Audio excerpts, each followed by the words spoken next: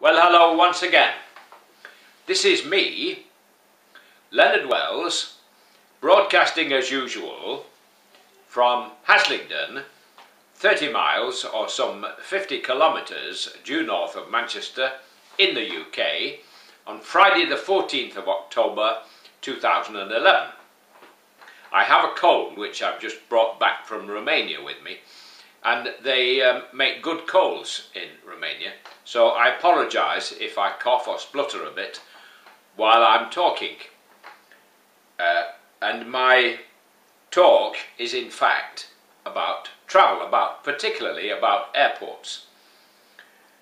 When I travel to Romania, and I've been 7 times now, I fly either with KLM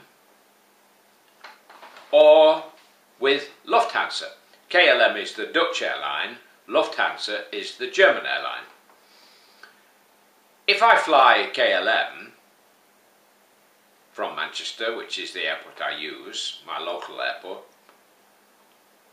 I fly to Amsterdam Schiphol airport, which is huge, and I do mean huge.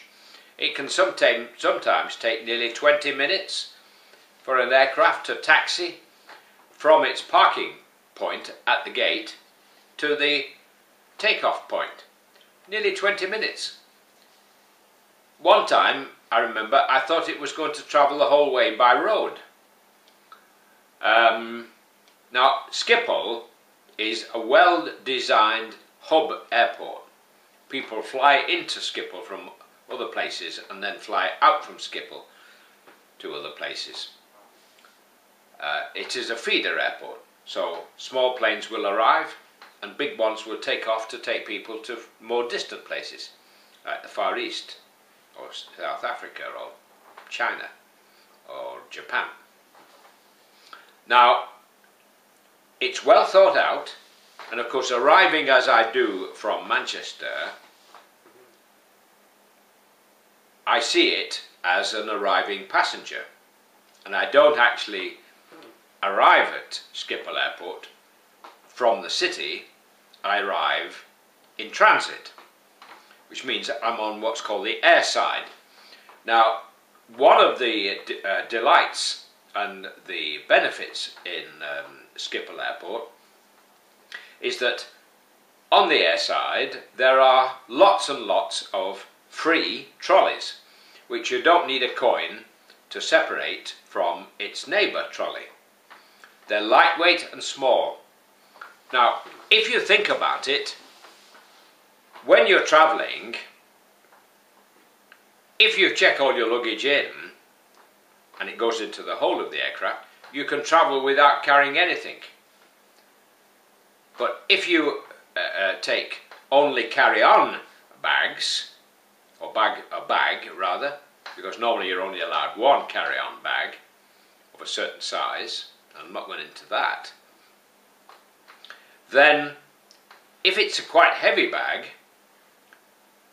it can be a problem, because you might want to do some shopping there or go into a cafe, and humping a heavy bag around is no fun. But these little trolleys are ideal, because you put your bag on it and it's so easy to push, not heavy at all, doesn't get in anybody's way, and you can take it into the shops or little bars or restaurants or coffee bars, and it's excellent. And then when you reach the gate ready for your departure, you can just park it next to the gate. So you've actually not had to carry your carry-on bags very far, hardly at all. Unlike Manchester Airport, where the opposite is true. Now, Manchester Airport doesn't have any trolleys on the air side. The trolleys you can pick up as you arrive at the airport with your bags are forbidden on the air side. So once you've checked in, if you happen to have one bag to check in and one bag to take on board, once you've checked your bag, which is going in the hold of the aircraft, once you've checked that in, you then have to take the carry-on bag with you onto the airside and carry it until you reach a seat somewhere, and then from that seat carry it to the gate and onto the aircraft, which can be quite a bind if you're elderly like me. I'm 71 next week, a week today in fact. Now that's one problem at Manchester Airport. Second problem is those trolleys, which are quite heavy and awkward.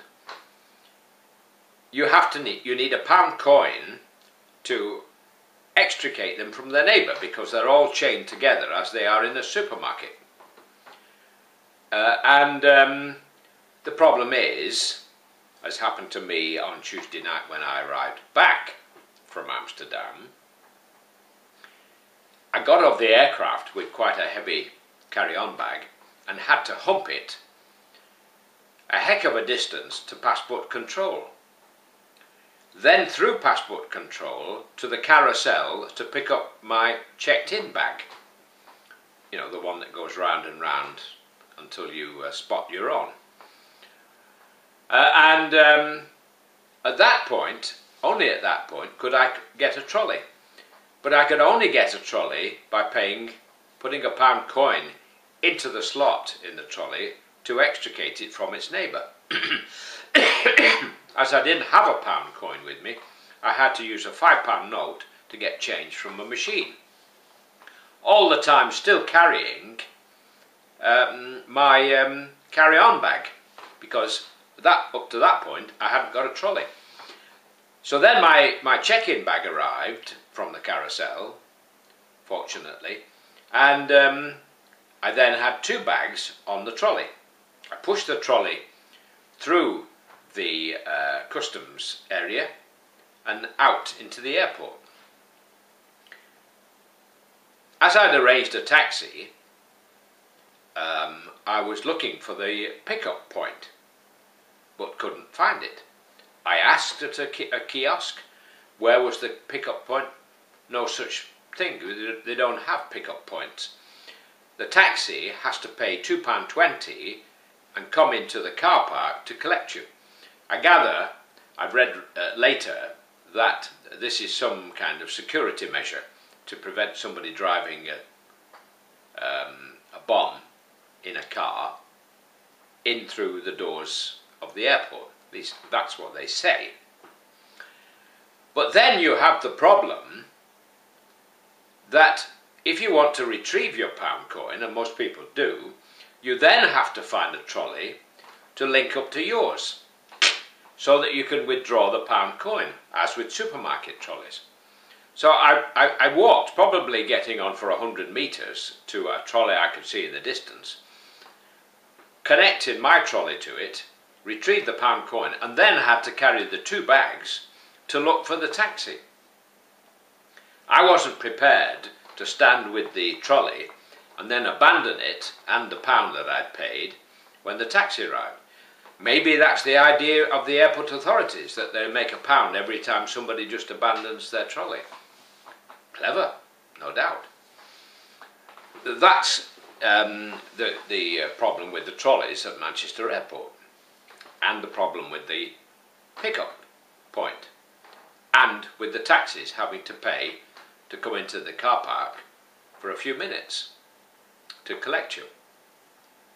The other problem Manchester Airport has is that when you arrive at the airport and go through to the airside having checked in, you then have to wait until the indicator boards tell you which gate your flight will depart from. Unless, of course, you've already been told that information when you checked in. But if you arrive early, very often they don't know. But the problem at Manchester is that the indicator boards, which are on the wall along the corridor you walk along to reach different gates, the seating area next to each gate doesn't face the indicator boards. So you sit there, and every now and again you have to get up and walk to the a little distance to the indicator board to see if your gate has yet appeared on the list. Now, if you're on your own, this means keeping one eye on your bags while peeping at the indicator board. This shouldn't be necessary. Surely to God, whoever thought and planned this airport must have realised that people would want to be able to look at those boards while they're sat waiting, not having to keep getting up and risking somebody nicking their bags. So what the idea is, I don't know. I mean, it just beggars belief to me. Anyway, I have written off a long screed to the airport authorities, copies to various officers on the board of Manchester Airports Group, and I'm going to send a copy to the leader of the council on Manchester Council, because Manchester Council is a leading shareholder in Manchester Airport. Now, one of the advantages of flying with Lufthansa via Dusseldorf or Munich is in the area of security. Whether it's an advantage or not, you will have to decide for yourself. If you fly from Manchester to Schiphol, before you can go onto the airside, you have to go, after you've checked in, you have to go through security, which means the usual palaver. Take off your belt and your hat and your shoes and your jacket, anything metal, blah blah blah, and so on.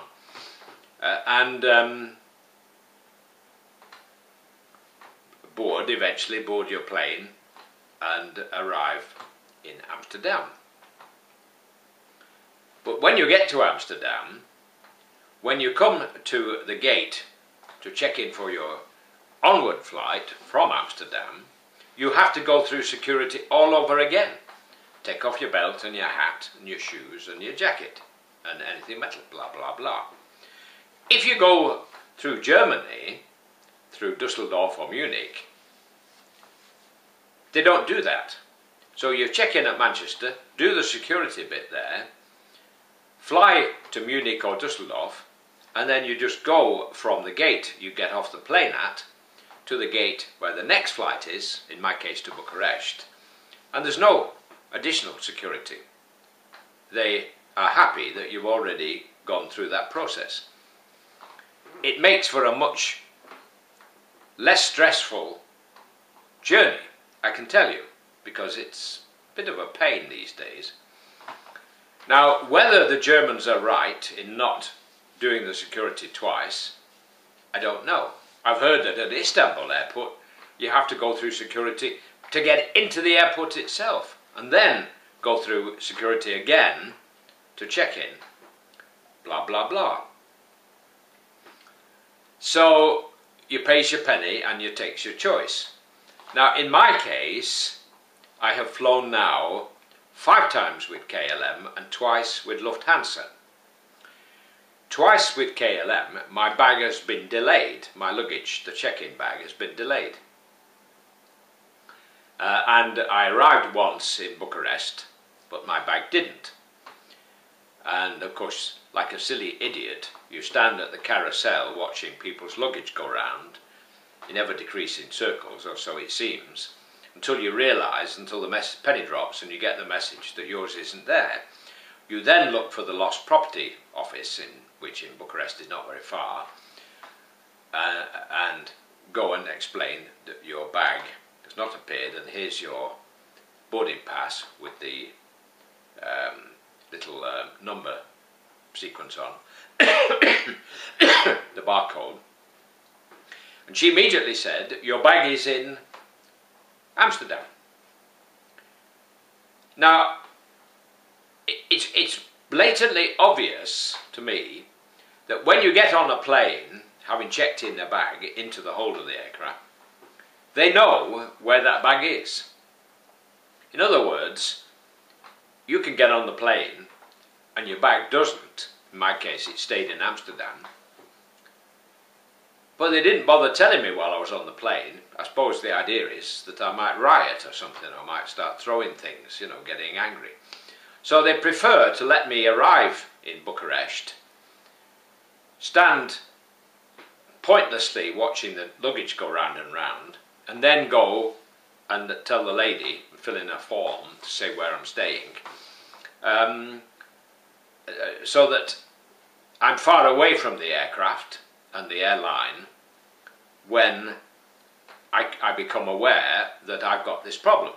Anyway, fortunately for me, within 2 days my case was delivered to the hostel I was staying at, the Hostel Tina as it's called, which is very good, and all was well.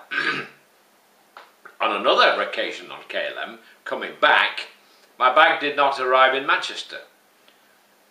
Same thing again. 2 or 3 days later, as it was Christmas and winter, it was 3 days before my bag arrived home. Bit of a pain. So 2 out of 5 times on KLM, my bag has not been there on time. What I'm getting at is, why don't they tell you on the plane? If they just printed a little card in a little envelope, passed it to you, which said, "Dear sir, Mr. Wells, we're very sorry, but your bag has not managed to get on board. It will be delivered to you within, here is a little form to fill in to give us your address in wherever you're going to, and we will deliver it within 48 hours. Now here, in compensation, here is a little gift, a free trip on the taxi into town, or a free trip on the train into town, or even a free hotel, or free meal at a restaurant." I am sure I would much prefer to know on the plane that my bag's not on the plane than hang about for an hour and then look for somewhere to fill a form in. I would much prefer to know and get a free meal out of it than hang about like a silly twit waiting to realise that my bag's not there. On Lufthansa, 2 different trips on Lufthansa, my bags arrived perfectly. So 100% record for Lufthansa, and 2 out of 5, which is I think 40% failure rate on KLM. That's about as much as I need to say. I like flying Lufthansa. Always gives me a little strange feeling. My father died during the Second World War, so there's always a slight feeling of strangeness about things German for me. Although I admire these people greatly, and their efficiency. When they do something, they do it well. That's it. God bless, while it's still legal in the UK to say God bless. Take care. Bye for now.